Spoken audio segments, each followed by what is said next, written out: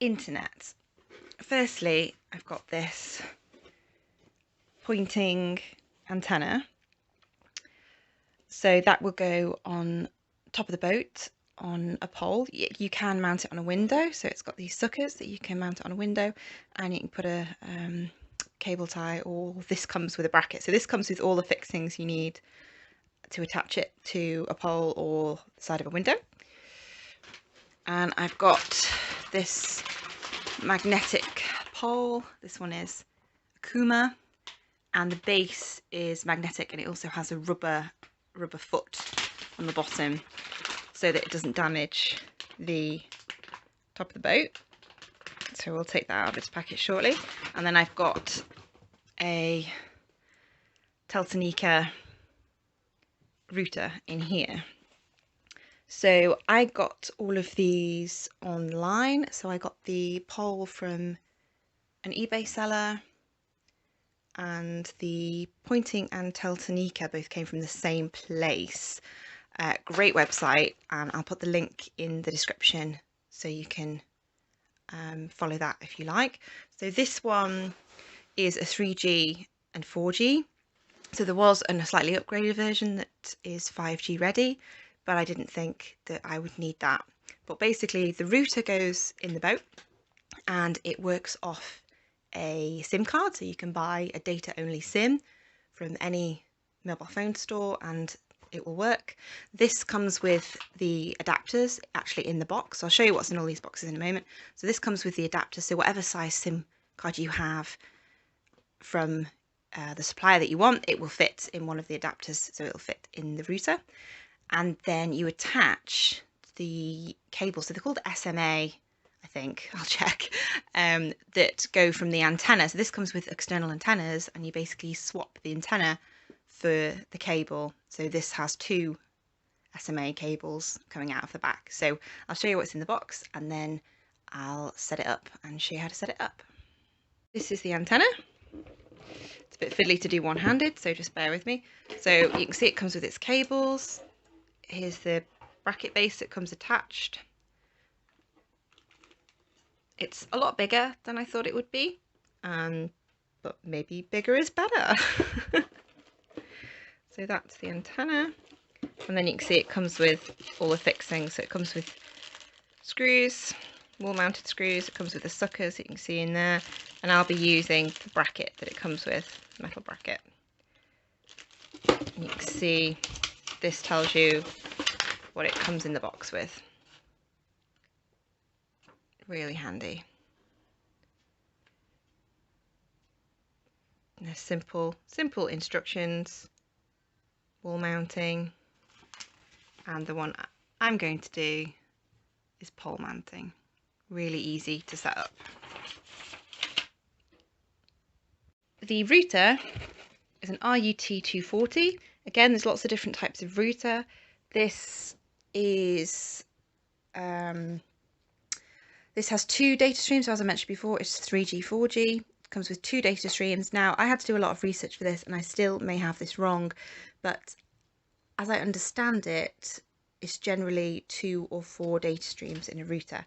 So 2 data streams, it basically tells you how many sort of lines of communication you can have open with the router at once. So if you've got a smartphone, you know, that's one data stream. If you've got a computer, that's another data stream. So generally, most people will have 2 data streams in their house, and this is fine. But if you want to be running, say if you've got 4 people in your household, they all work from home, you're probably going to need a 4 data stream router. But I do work from home, but there's just me, and obviously it'll just be me on the boat.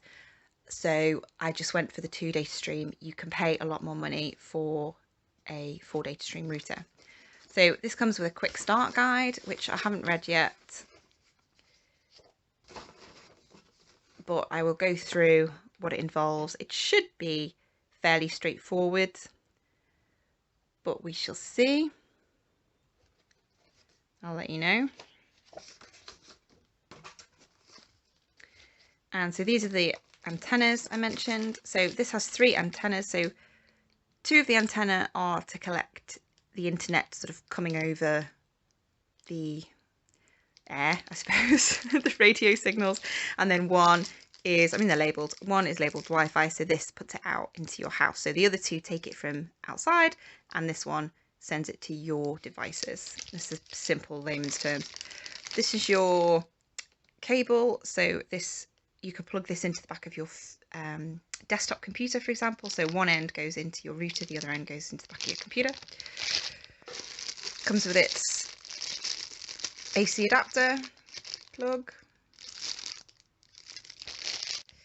Here's the SIM adapters that I mentioned. So there's several different types of SIM. There's standard, which is your big ones, so kind of like bigger than this unit, and then you've got micro, and then most modern smartphones now use a nano SIM. And those of you who have iPhones, or even some of the modern Android phones now, have one of these little pin things that push the socket of your SIM card. So that's how to get it out of your device. And here is the router. So it's much smaller than I thought it would be. Obviously in this case, smaller is better. So it's quite light, it's metal, and it's got, here's your two antennas. So you've got the two, so the Wi-Fi one is on the left here, and the other two are for the mobile. And here's your unit. So there's your power socket, SIM socket. So if you stick that pin in there, it'll eject the SIM. And there's your LAN and WAN sockets, which, somebody please tell me what is the difference.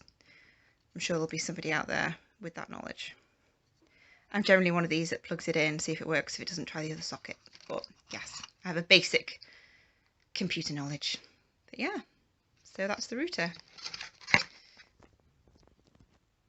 So I've got the internet working, which is great. It was a bit touch and go there. I got a bit worried, but basically here's the router, and it's got this is the Wi-Fi antenna, and the other two, which look exactly the same almost, go in those two sockets as I showed you before, but instead I've got the two wires that go to my external antenna to boost my signal, and that goes up through one of the mushrooms and onto the top of the boat, and the antenna is mounted in a pole.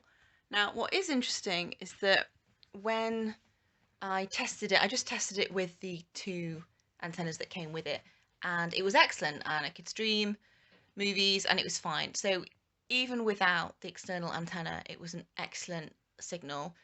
So if you're looking for internet just for, you know, general use, I'd say you'd probably get away with just the router. It's absolutely fine. I'll let you know how I get on sort of working, and I'm a casual gamer, so I'll let you know how I get on with internet gaming once I move my main computer into the boat. So yeah, that's it, and really pleased with it. The touch and go, the thing that worried me is when I turned it on, it took ages to actually connect to the internet. It connected to the router straight away, but it wasn't connected to the internet. It just kept saying no internet, and I was a bit worried because there's lights on the side. I've turned it off now so you can't see it, because I tested it with my phone, my phone SIM, but there's lights here, and these lights light up, and it just kept flashing at me for ages, and then the lights do go stable, and that's when I sort of refreshed the phone. I was borrowing my mum's phone to test it, so that's when I refreshed the phone, and it did then connect to the internet. So if you do get one of these, just beware it takes longer than you think, longer than a home, a wired in router, definitely. So just be patient, give it a chance, and don't panic. But I am prone to panicking if things don't work straight away. So that's the lesson. Be a bit more patient, and yeah, it works fantastic. So I'll let you know how we get on, as I say, when I got the computer in here. I'm working from the boat today. I got internet set up not too long ago, so yeah, here I am, and kettle's just been on, and I've got a drink, laptop's on, and it's all working, which is great. And this is also the first time I've been on my own on the boat too, so that's novel. It's freezing, I have to say. It's a really hot day outside, So it was quite nice to come onto the boat because it's cool, but it's freezing now. My feet are freezing.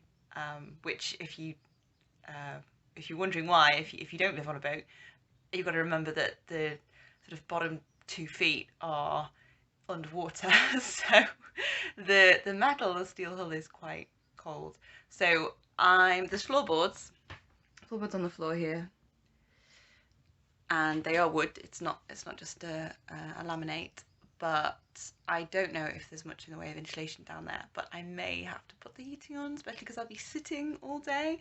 But we'll see. We'll see. It'll be an experience, and it's nice just to be here for a whole day, just to relax and chill out and just live a bit on it, which is lovely. Remember that box I showed you that was under the water heater that we found a use for as a step stool? Well, I found another use for it. Check this out. It's a box on the floor with a towel on it, which hopefully will go some way to keeping my feet warm and off the floor while I'm working. Boat hacks, people!